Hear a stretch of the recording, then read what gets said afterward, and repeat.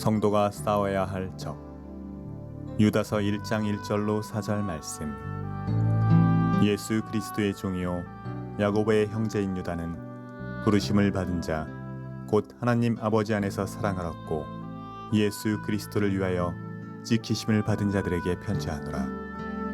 긍휼과 평강과 사랑이 너희에게 더욱 많을지어다. 사랑하는 자들아, 우리가 일반으로 받은 구원에 관하여 내가 너희에게 편지하려는 생각이 간절하던 차에 성도에게 단번에 주신 믿음의 도를 위하여 힘써 싸우라는 편지로 너희를 권하여야 할 필요를 느꼈노니, 이는 가만히 들어온 사람 몇이 있음이라. 그들은 옛적부터 이 판결을 받기로 미리 기록된 자니 경건하지 아니하여 우리 하나님의 은혜를 도리어 방탕한 것으로 바꾸고 홀로 하나이신 주제 곧 우리 주 예수 그리스도를 부인하는 자니라. 아멘. 아멘. 오늘도 참 행복한 주일입니다. 아멘입니까? 오늘도 일부 예배당에서 인터넷으로 주님을 경배하는 여러분들과 우리 주님이 함께 계심을 믿습니다. 아멘. 자, 여러분, 내가 늘 설교를 시작하기 전에 주님이 함께 하십니다. 이걸 지금 형식적으로 아멘 하지 말고요. 이건 진짜입니다, 여러분. 거짓말이 아니라 지금 함께 계십니다. 이것을 감격해야 예배가 하나님께 상달이 되는 거예요, 여러분. 이것이 올바른 믿음인 줄 믿습니다. 오늘부터 몇 번에 걸쳐서 유다서 강해를 하려고 합니다. 유다서는 단 한 장, 총 25절로 된 짧은 성경입니다. 유다서는 당시에 영지주의라는 이단 사상이 교회를 무너뜨리려고 위협하고 있었기 때문에 교회를 지키려고 쓰여진 말씀이 유다서입니다. 오늘날 우리나라에도 각종 이단들이 득실을 거리고 있지만은 유다서가 쓰여질 당시에도 거짓 교사들의 잘못된 가르침을 통해서 교회가 커다란 어려움을 겪고 있었습니다.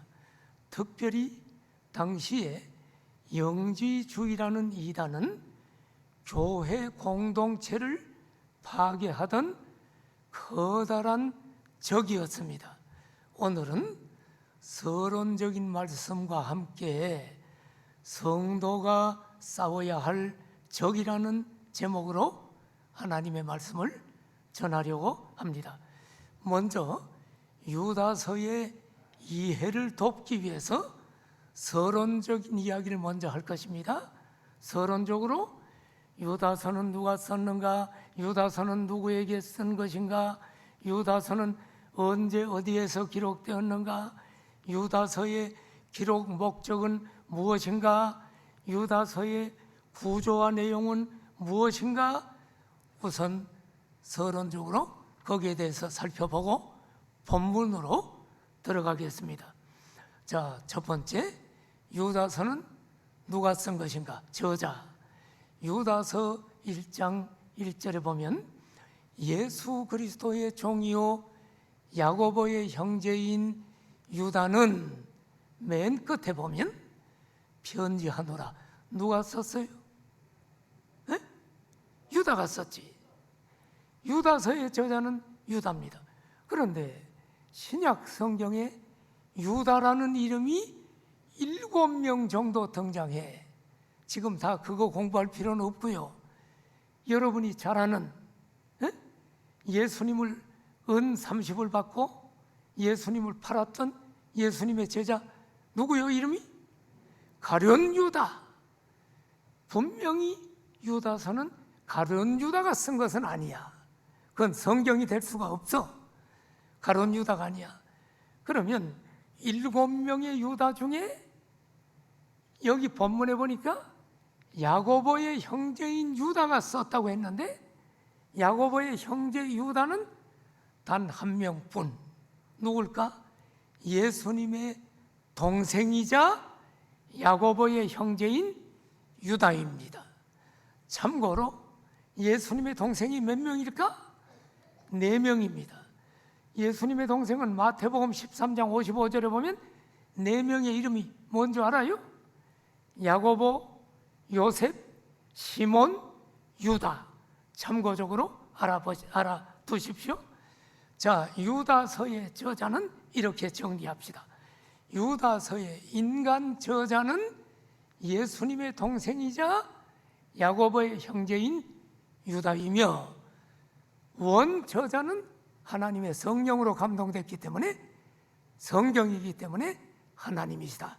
이렇게 정리하면 돼요. 두 번째, 수신자가 누구냐? 누구에게 썼느냐? 수신자가 구체적으로 누구인지는 알 수가 없지만 본문을 봐요. 유다서 1장 1절에 보니까 여기 수신자가 누구예요? 노란 글씨, 부르심을 받은 자 곧 하나님 아버지 안에서 사랑을 얻고 예수 그리스도를 위하여 지키심을 받은 자들에게 편지하노라. 그러니까 수신자는 지금 노란 글씨야. 유다서의 수신자는 부르심을 받은 자야. 곧 하나님 아버지 안에서 사랑을 얻고 예수 그리스도의 지키심을 받은 자들에게 쓴 것이 유다서야. 그러면 여러분, 부르심을 받은 자라는 말은 무슨 뜻인가?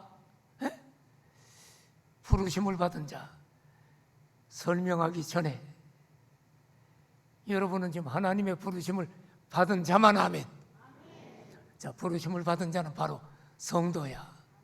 아무나 이 자리에 오는 게 아니야. 여러분, 마스크 쓰고 일부 예배 이 자리에 아무나 올 수가 없어. 부르심을 받은 자만 와. 하나님 아버지 안에 사랑을 얻은 자만 오는 거야.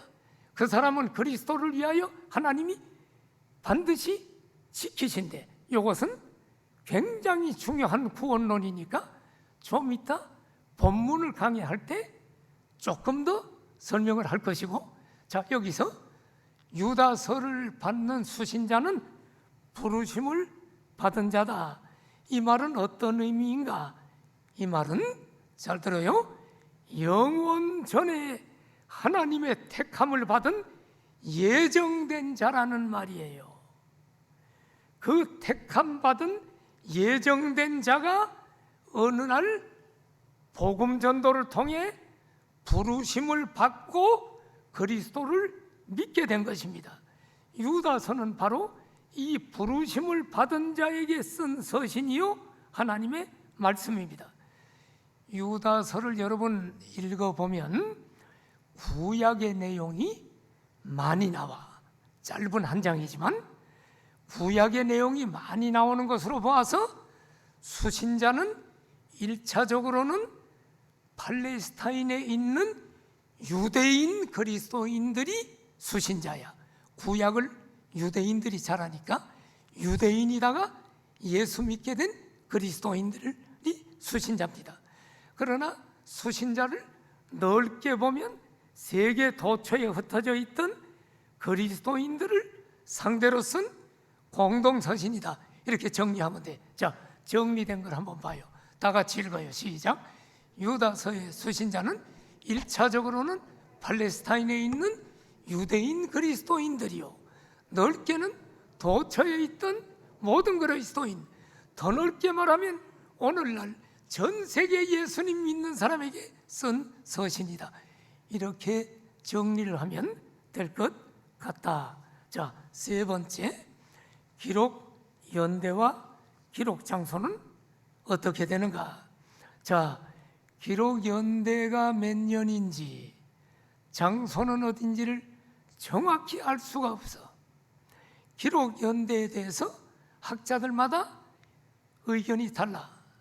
어떤 학자는 AD 70년에 로마의 디도 장군에 의해서 예루살렘이 함락되었는데, 유다서를 보면 예루살렘 함락에 대해서 한마디도 언급이 없기 때문에 유다서는 예루살렘이 함락되기 전인 AD 70년 이전에 기록되었다는 주장을 합니다. 그러나 어떤 학자는 예루살렘 함락 후에 기록되었다고 또 주장하는 견해가 있습니다. 그러면 유다는 언제 순교했느냐? 정확하게는 몰라도 AD 70년에서 80년 사이에 순교한 것으로 봅니다. 그렇다면 기록 연대는 어쨌든 순교를 80년에 했으니까 그 전이겠지요. 기록 장소도 유다가 자기 형 야고보와 함께 예루살렘 교회의 지도적인 인물이었기 때문에 아마 기록 장소도 예루살렘일 것이라고 추정을 합니다. 그러므로 이렇게 정리하겠습니다. 자, 유다서의 기록 연대는 알 수 없지만 어떤 사람은 AD 70년 전이라고 하고 어떤 사람은 후라고 하니까 넓게 잡읍시다. 저는 AD 67년에서 80년 사이에 기록되었다. 뭐 이런 정도로 이해하면 될 것 같고, 유다서의 기록 장소는 예루살렘으로 봅니다. 네 번째, 기록 목적은 뭐냐? 두 가지 목적을 놓고 기록했는데, 첫째는 교회 공동체를 위협하는 이단들, 거짓 교사들을 경계하기 위해서 기록했어. 이제 유다서 강의를 들으면 이단들에 대한 신랄한 이야기가 나와. 자, 그걸 위해서. 두 번째, 성도들이 이단, 거짓 교사들의 가르침에 미혹되지 않고 믿음에 굳건히 서 있도록 권면하기 위해서 기록했어요. 바로 이 기록 목적은 유다서 1장 3절 4절에 기록되어 있는데, 이 본문은 조금 있다가 자세히 설명을 합니다. 자, 다섯 번째, 유다서가 한 장이지만 구조와 내용은 어떻게 되느냐? 첫째, 문안 인사가 1절 2절입니다. 두 번째, 왜 기록했느냐는 기록 목적이 3절 4절입니다.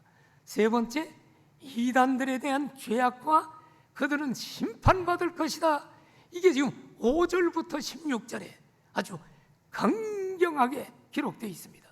그러면서 네 번째, 성도들이 어떻게 정신을 차리고 살아야 되는가 하는 훈계와 권면이 17절부터 23절이고, 마지막 하나님께 영광을 돌리면서 성령이 24절부터 25절 해서 유다서가 끝납니다.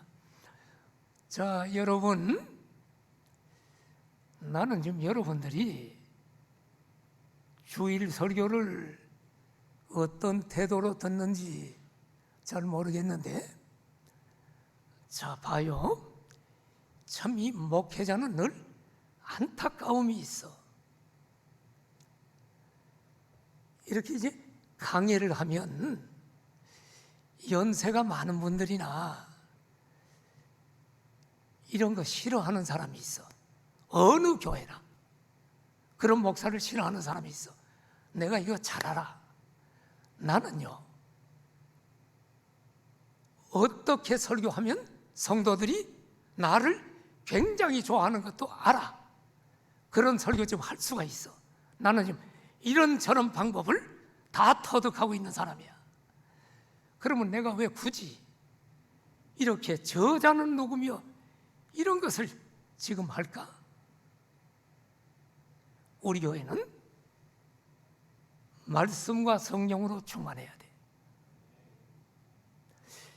지금 말씀 안에 서 있지 않기 때문에 한국 교회가 막 무너지는 거예요. 우리 교회가 지금 이만큼이라도 서고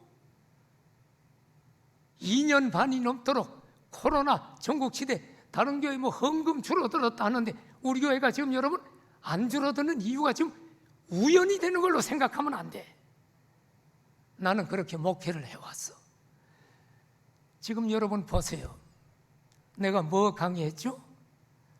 전도서 강의했어. 긴 시간 거쳐서. 책으로 곧 나올 거야.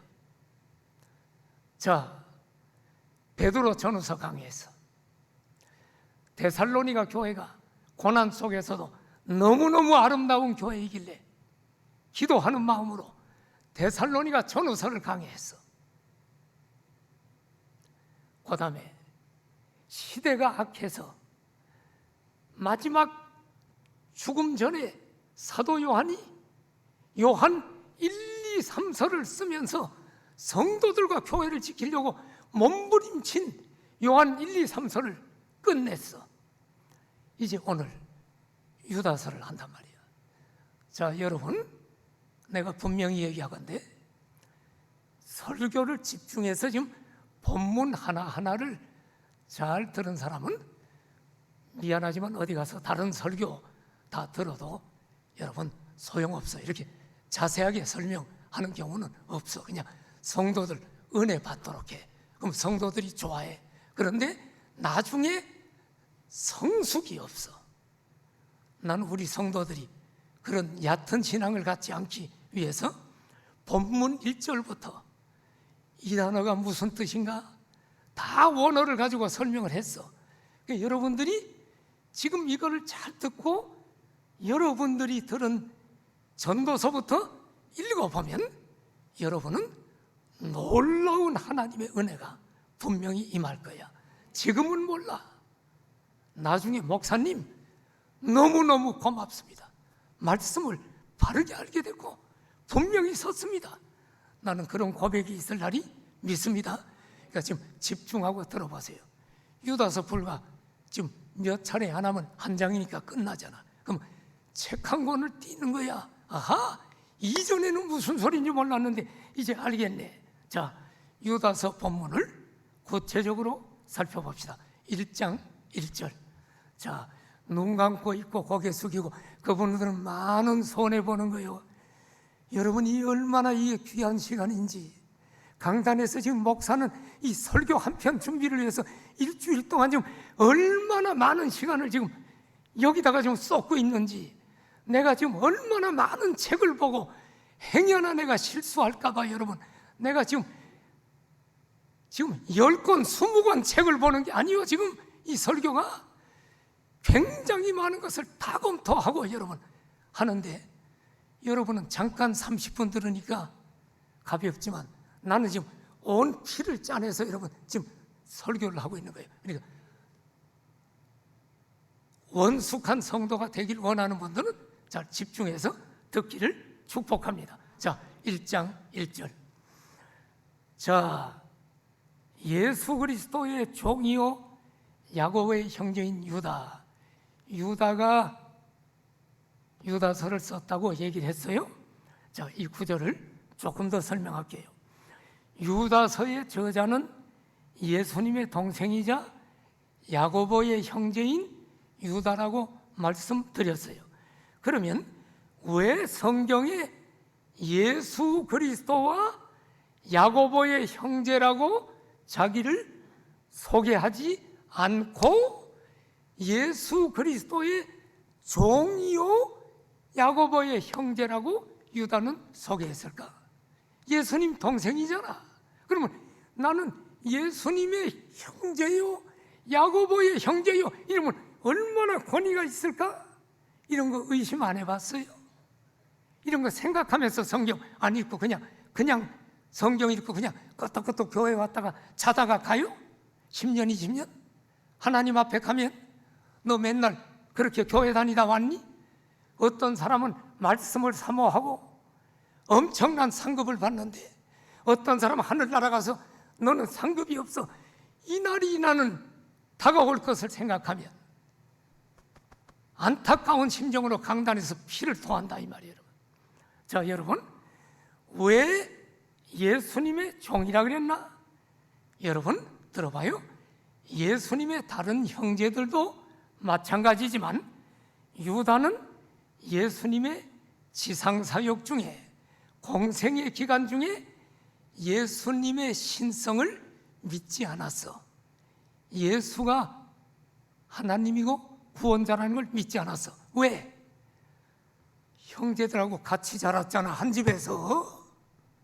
그런데 갑자기 하나님이라고 구세주라고 나타났잖아.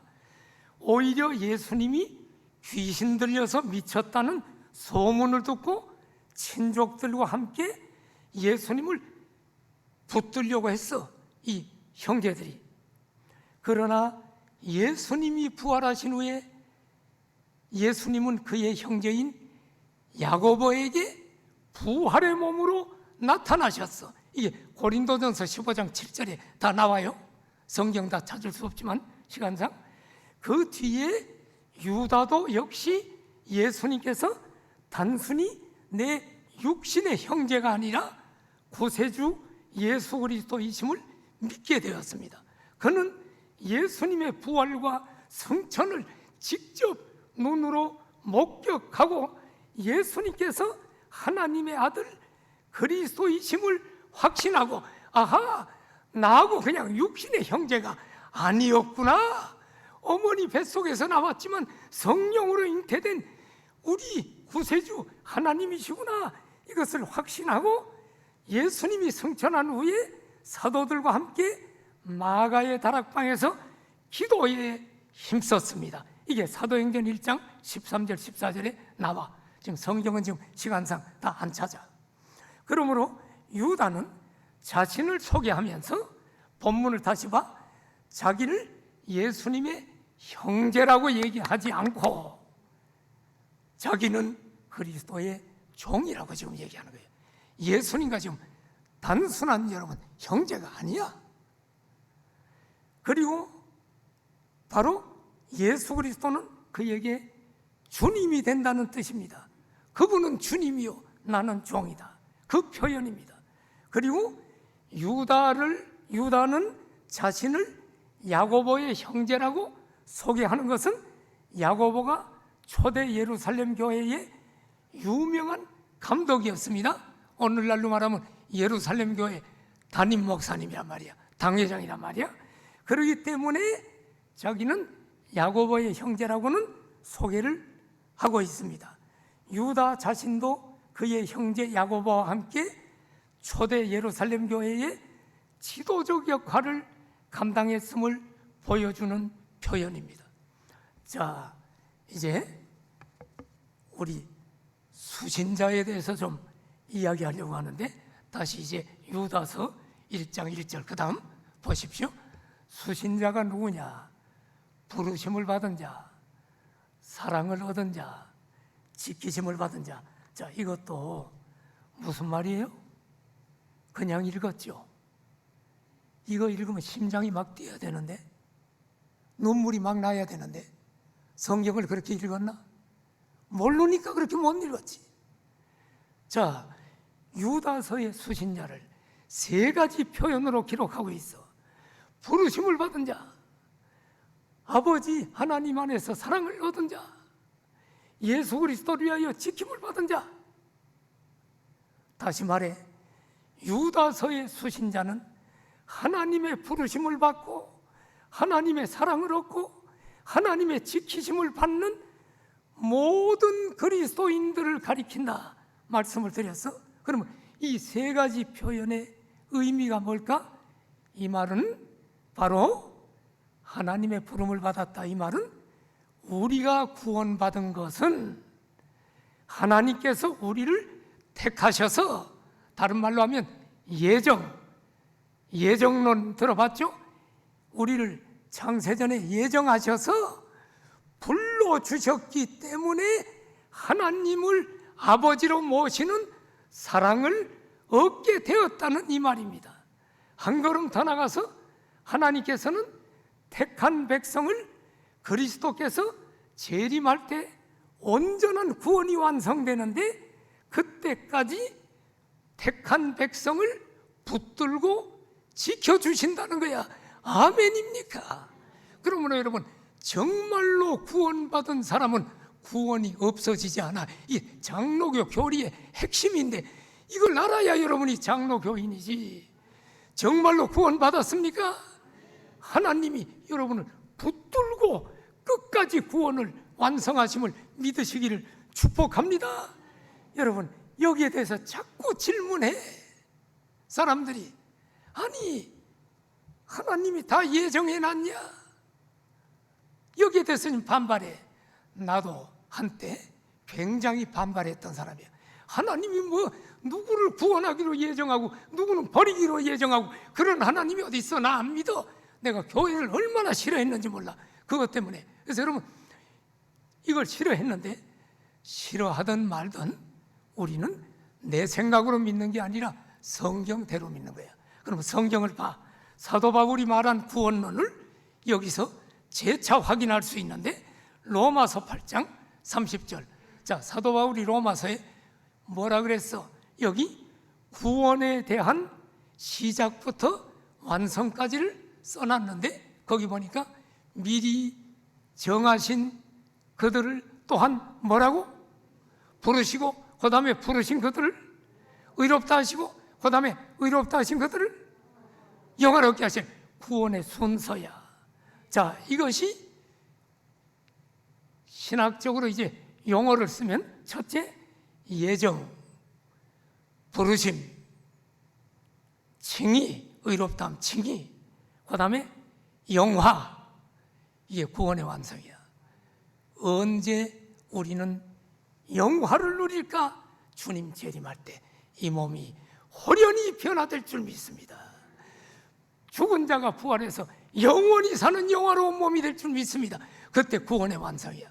그러니까 여러분, 우리는 이미 구원을 받았지만 아직 구원이 완성되지 않았어. 그래서 우리는 이미와 아직 사이를 살고 있는 성도들이다 하는 것입니다.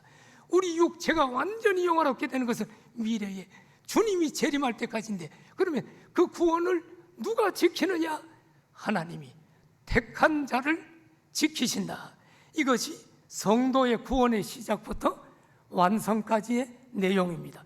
이것이 장로교의 창시자 존 칼빈이 말하는 예정론이요 구원론입니다. 여러분, 우리 감리교에서 오신 분들이 많이 있는데 자꾸 질문합니다. 목사님, 감리교와 장로교 교리를 지금 좀 이해하려고 지금 노력 중입니다. 얘기하는데, 자, 오늘 이 설교 들으면 이해가 돼. 감리교는 구원받은 사람이 중간에 구원이 상실될 수 있다라고 가르쳐. 그런데 성경 어디를 봐도 그런 이야기가 없어.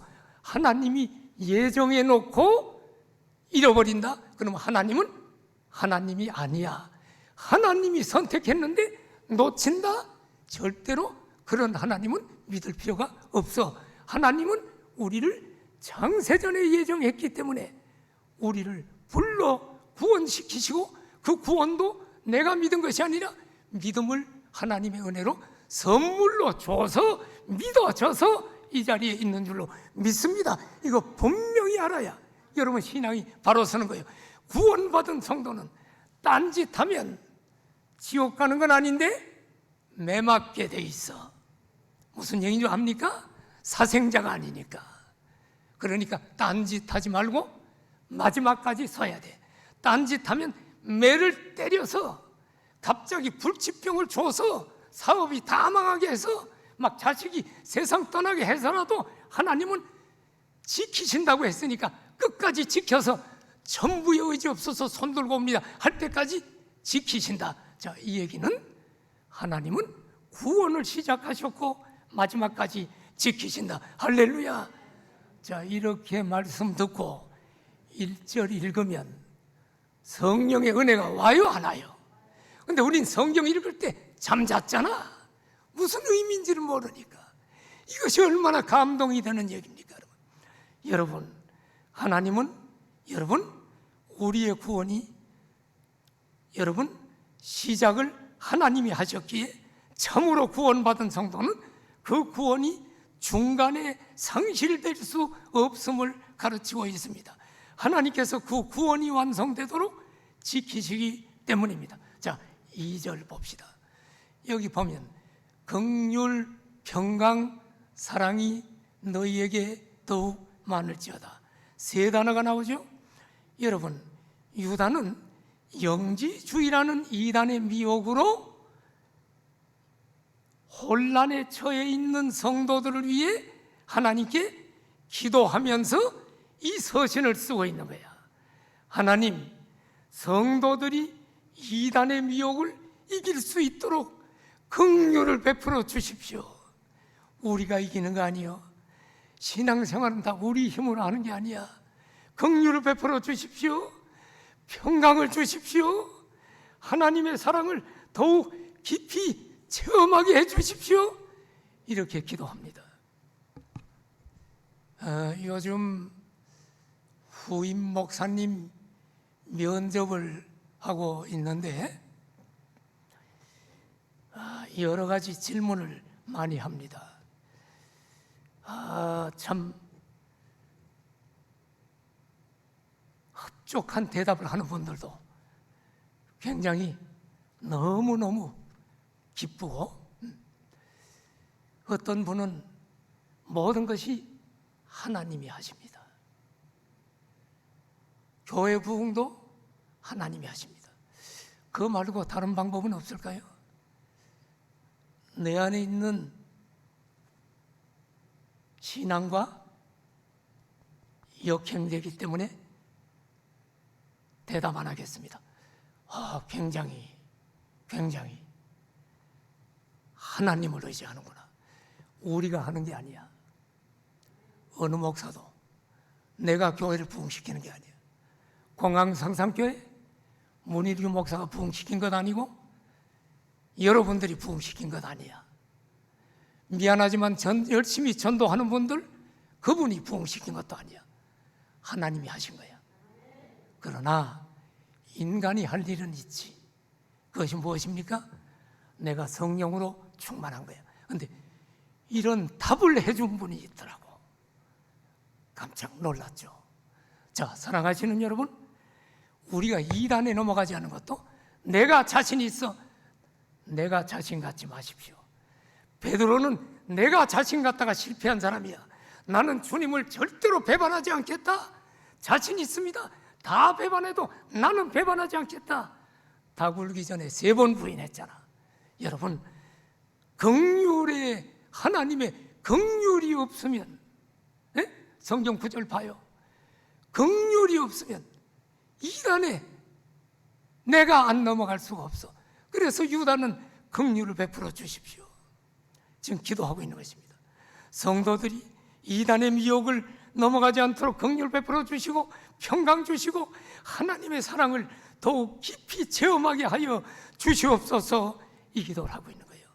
이제 1장 3절부터 3, 4절을 봅시다. 3, 4절은 유다서의 기록 목적이라 그랬죠. 먼저 3절을 봅니다. 자, 원래 유다는 우리가 일반으로 받은 구원에 관하여 편지하려는 생각이 간절했대. 원래는 그렇게 쓰려고 그랬어, 편지를. 구원에 대해서.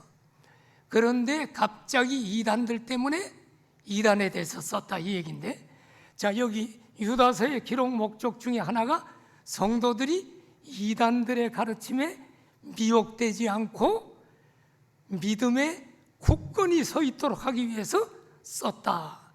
자, 우선 여기 2가지 내용을 좀 살펴봅니다. 첫째, 우리가 일반으로 받은 구원, 이게 무슨 말인가? 일반으로 받은 구원?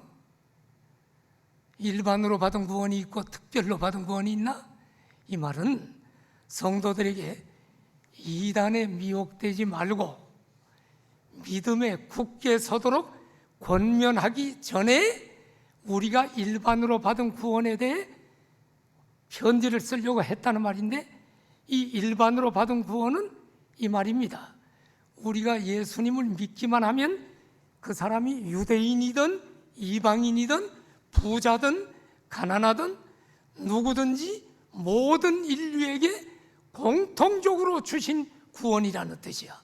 남녀노소 빈부귀천할 것 없이 누구든지 예수님을 믿으면 하나님의 자녀가 되고 구원받는 줄로 믿습니다. 이게 지금 일반으로 받은 구원이야. 이것이 바로 일반으로 얻은 구원입니다. 얼마나 감사합니까? 나 같은 죄인도. 여러분, 이 자리에 전과자가 있나요? 전과자도, 전과 팔범도 지금이라도 예수님을 영접하면 구원을 받습니다. 지금 교도소에서 편지가 많이 와요. 목사님 좀 도와주십시오. 그래서 좀 얼마씩 보내고 했는데 지금 너무 많이 오다 보니까 이제 우리 교회에서 보낸다는 게 이렇게 알려지는 것 같아. 너무 오다 보니까 지금 조금 제가 중단을 했는데, 지금 교도소에 있는 사람들이 편지 보면 제가 이런 죄를 졌어요. 저는 옛날에 교회를 다녔는데 하나님을 저버리고 죄를 짓고 지금 5년형을 받았는데, 목사님, 제가 정말로 하나님 앞에 바로 서길 원하니까 성경책 좀 보내주세요. 성경책 보내달라는 사람은 내가 성경책을 반드시 보내줘. 그리고 영치금이 없는데 좀 보내주십시오 해서 때로는 보내주지만 너무 많아서 지금 다 보내주지 못하는 것이 안타깝기도 합니다만은, 여러분, 지금 감옥에 있는 정과 팔범도 예수님을 믿기만 하면 구원받는다는 것입니다. 이것이 일반으로 얻는 구원. 감사합니까? 안 합니까? 너무너무 감사해. 유대인들만 구원받았다면 우리는 지금 지옥 갈 존재들인데, 나 같은 죄인을 지금 100몇십 년 전에, 130여 년 전에 선교사를 보내서 이 땅에 복음을 전해줘서 드디어 이 복음이 나에게까지 와서 내가 예수님 믿는 것도 감사한데, 나 같은 죄인이 감히 강단에 서서 하나님의 말씀을 대언하는 목사라니, 하나님 황공합니다. 너무너무 감사합니다. 눈물이 울컥 날 때가 있다 말이에요. 아멘입니까? 이게 지금 일반으로 받은 구원이다 하는 것입니다. 여러분, 유다는 이 일반으로 받은 구원에 대해서 원래 소개하려고 했는데 너무 이단의 위협이 심각해서 이제 본문을 봐요. 단번에 주신 믿음의 도를 위하여 힘써 싸우라라는 편지를 유다서를 통해 쓴 거야. 이단들 때문에. 여기서 단번에 주신 믿음, 이건 무슨 뜻인가? 단번에 주신 믿음의 도. 이 말은 우리가 구원받는 것은 5년 동안, 10년 동안 또는 그 이상 도를 닦아야 구원받는 것이 아닙니다. 복음을 듣고 예수 그리스도를 영접하면 단번에 즉시 구원받고, 그 구원은 단번에 영원해. 한 번 구원은 영원한 구원이라는 거야. 예수님을 믿고 한 번 구원받은 분만 아멘.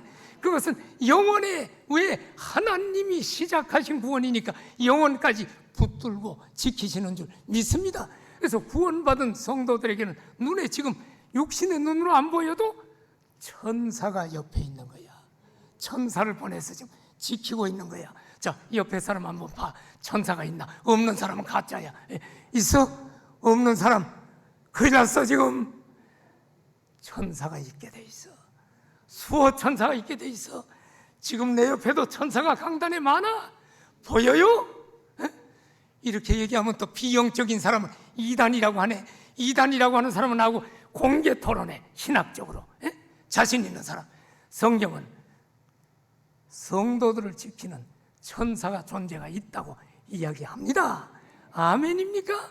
우리의 기도를 천사가 요한계시록을 보면 대접에 받아서 올린다고 얘기합니다. 그러니까 아무것도 모르는 사람, 이단이라고 하는 사람, 성경 놓고 나하고 신학적 논쟁하자고. 얼마든지 나는 논쟁할 자신이 있는 사람이야. 자, 천사가 여러분들 옆에 있는 줄로 믿습니다. 예.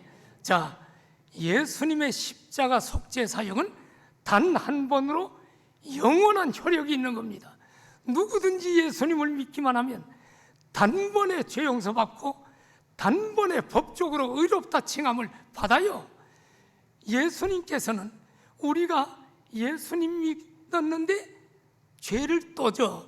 그러면 또 죄질 때마다 십자가에 또 못 박힐 필요가 있어? 없어? 없어. 십자가에 못 박힌 것은 단 한 번으로 영원한 효력이 있는 줄로 믿습니다.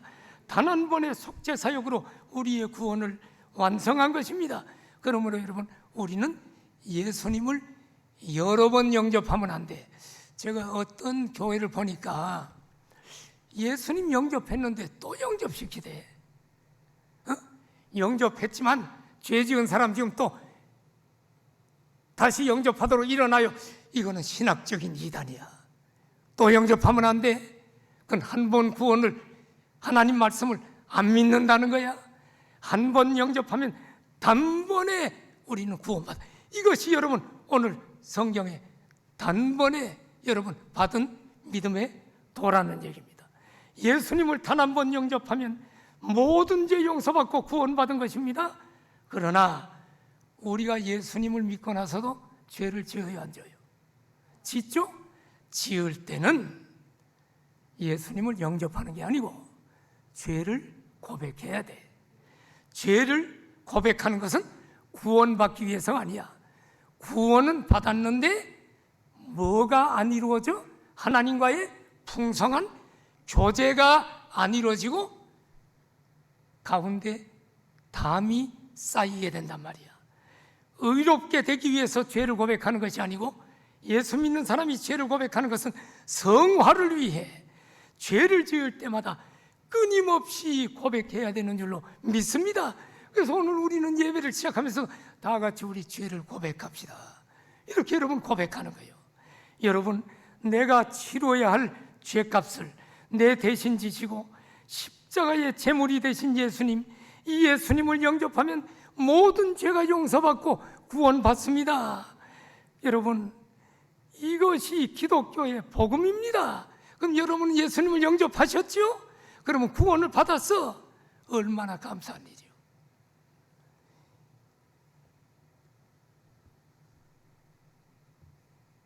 그렇다면 구원받은 성도가 싸워야 할 적은 누군가? 그들이 바로 유다 당시에 교회를 혼란케 하고 위협했던 영지주의 이단입니다. 그들의 정체가 뭔가? 첫째로 교회에 가만히 들어온 자다. 1장 4절 보세요. 여기 보면 가만히 들어온 사람 몇이 있다 그랬어. 이단은 교회에 들어올 때 내가 이단이다라고 하면서 들어오지 않아. 이단들은 마귀의 하수인이기 때문에 거짓과 속임수를 목적으로 가만히 교회 안에 들어옵니다. 오늘날 신천지가 대표적인 예입니다. 그들이 신천지라 그러고 들어오지 않아요. 여러분, 교회에서 전도지 주면서 전도하면 신천지 교인들이 뭐라고 하는 줄 압니까? 제가요 얼마 전에 이사 왔는데 좋은 교회를 찾고 있어요. 이렇게 얘기한단 말이야. 또 어떤 신천지 교인은 전도지 주면 뭐라 그래? 교회 다니세요? 전에 교회 다녔어요. 제가 어느 교회 권사였어요. 그런데 지금은 쉬고 있어요. 이렇게 말한단 말이야. 신천지가, 우리 교회에 그런 신천지가 하나 들어온 적이 있어.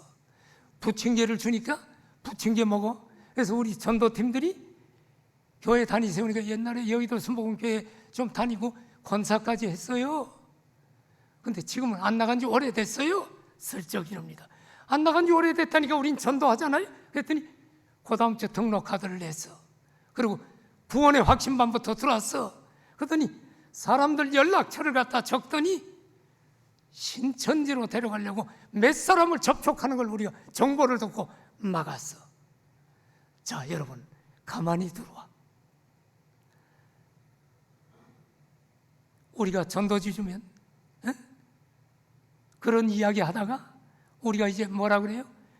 우리 교회 와서 다시 신앙생활 시작하세요. 우리 목사님 말씀이 너무 좋아요. 그러면 그래요? 하면서 전도받아서 등록된 것처럼 가만히 교회에 들어옵니다. 그리고 성도들 한 사람 한 사람을 접촉해서 도와주는 척하면서 신천지 교육에 데리고 가. 한 번만 와보라 그래서 그거 들으면 획가닥 악한 영이 들어가서 여러분 넘어가는 경우를 보게 됩니다. 그러므로 성도들은 영적으로 깨어서 악한 영인 이단들과 싸워야 할 줄 믿습니다. 대부분의 이단들은 성경에서 나오는 거예요. 대부분의 이단들은 교회 다니다가 중간에 타락된 사람들이야. 신앙촌의 박태선 죽었지만 남대문 교회 장로였죠. 그때 신유은사가 나타나서 박태선 손만 얹으면 막 불치병이 났어. 박태선 발 씻은 물만 마셔도 낫는 일이 나타났어. 이게 귀신의 역사야. 그래서 그가 교회를 나와가지고 신앙촌, 박태선 그 2단 만들어가지고 신앙촌이라는 시온 간장 팔고요. 지금 여기 지금 방신시장에도 시온 간장이 있더만 그 다 거기 교인들 하는 거예요. 그런 거 사면 안 돼. 그거 사면 그 헌금하는 거하고 같은 거예요.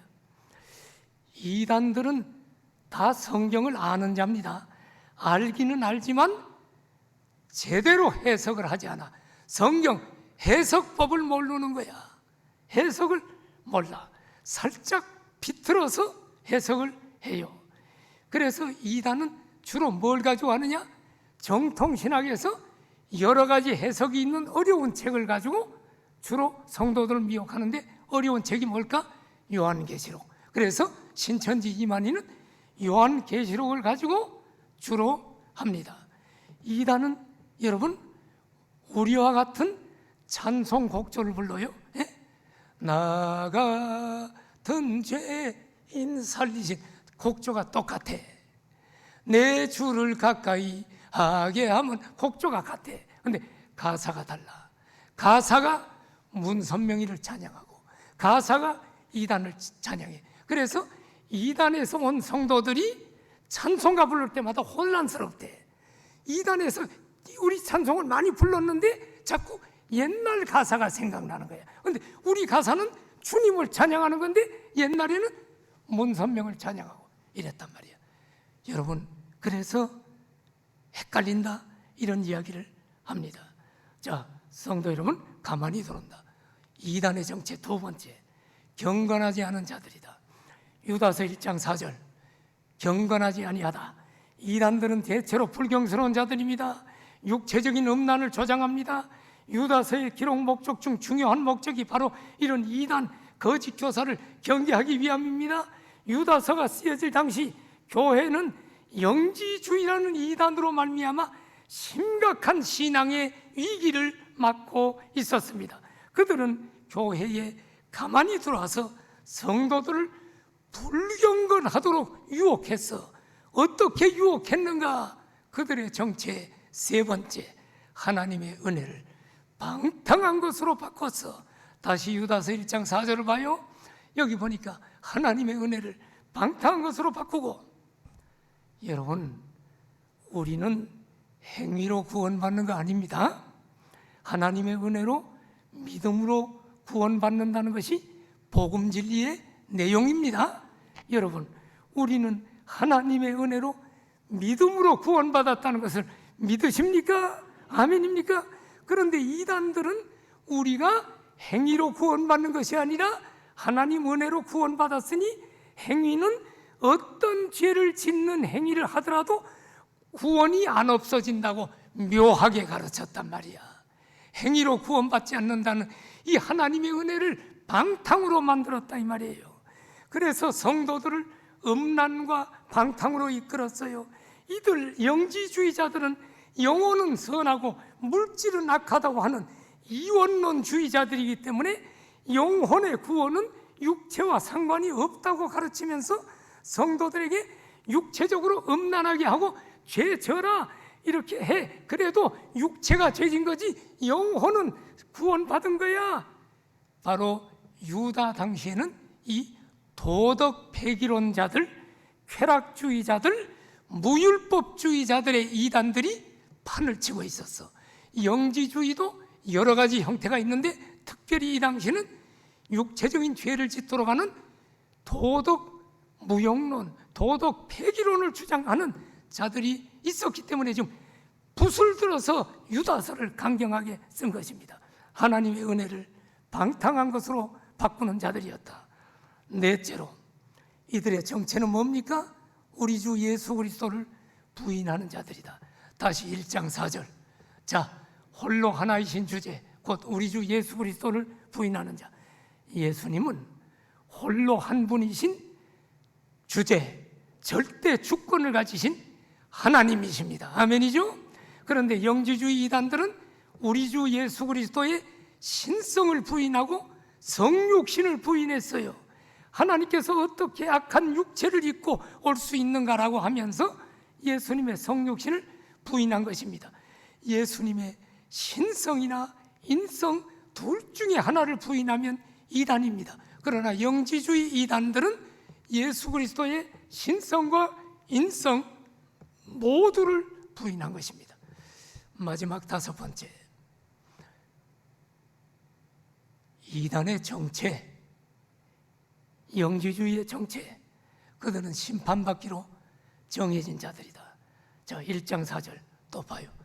제가 1장 4절 지금 한 절을 가지고 하나씩 지금 다 파헤쳐서 지금 정체를 지금 5가지로 지금 정리하는 거예요. 자, 판결을 받기로 미리 기록된 자, 어디 기록됐는가? 미리 구약 성경에 기록됐다. 교회를 파괴하고 우리 예수 그리스도를 부인하는 이단들은 예수 그리스도께서 재림하실 때 심판받게 될 것입니다. 이단들이 받을 심판에 대해서는 구약에서부터 이미 미리 기록되어 있습니다. 이들이 받을 죄악과 심판에 대해서는 다음 시간 5절부터 16절 가지고 세세하게 본문 놓고 말씀을 전하려고 합니다. 말씀을 맺겠습니다. 사랑하시는 여러분, 오늘날 이 세상을 볼 때 영적으로 혼란스러운 시대입니다. 각종 이단들이 성도들을 미혹하고 있습니다. 뿐만 아니라 사탄은 영계가 혼란한 틈을 타서 하나님을 거역하고 교회를 무너뜨리려는 각종 괴계를 펼치고 있습니다. 정치인들과 일반 백성들을 지금 혼미하게 해서 사람들을 차별하지 말아야 한다는 그럴듯한 주장을 하면서 동성애 차별금지법을 통과시키려고 하고 있습니다. 건강한 가정을 추구하는 것처럼 교묘하게 꾸며서 건강가정 기본법을 제정하려고 하고 있는데, 이 모두는 하나님을 대적하는 악한 사단의 조종을 받아 성경에 어긋나는 동성애를 조장하려는 계책인 것입니다. 그리고 그로 말미암아 교회를 파괴하려는 교묘한 계략인 것입니다. 성도들은 물론이요, 소위 목사님들까지도 동성애를 지지하는 사람들이 지금 꽤 많아요. 영계가 몹시 지금 혼란한 시대입니다. 여러분, 주님 오실 때가 심히 가까웠음을 영적으로 지금 느끼게 됩니다. 이럴 때일수록 우리 공항성산의 성도들은 더욱 영적으로 깨어서 자신의 신앙을 지키고 교회를 든든히 세워나가는 우리 성산의 모든 복된 성도들 되어지기를 축원합니다. 고개 숙여 기도합시다.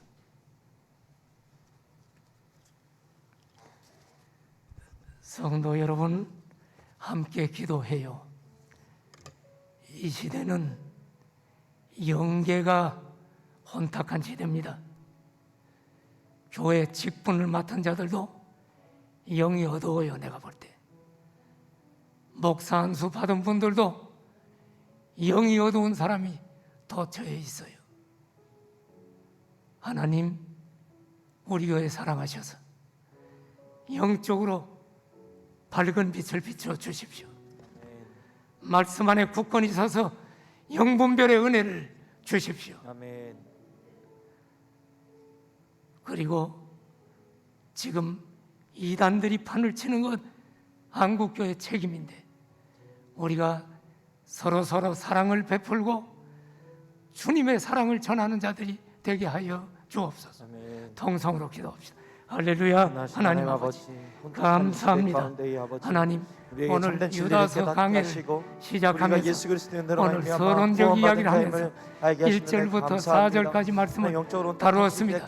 특별히 이단에 대해서 이야기했습니다. 하나님 아버지, 오늘날도 우리 한국 교회에 이단들이 많이 틈을 타고 한국 교회가 지금 위기를 맞고 있는데 우리가 정신을 차리지 못하고 있는 것 용서해 주시고, 우리 공항성산의 성도들이 말씀 안에 서고 영적으로 분명히 서서 주옵소서.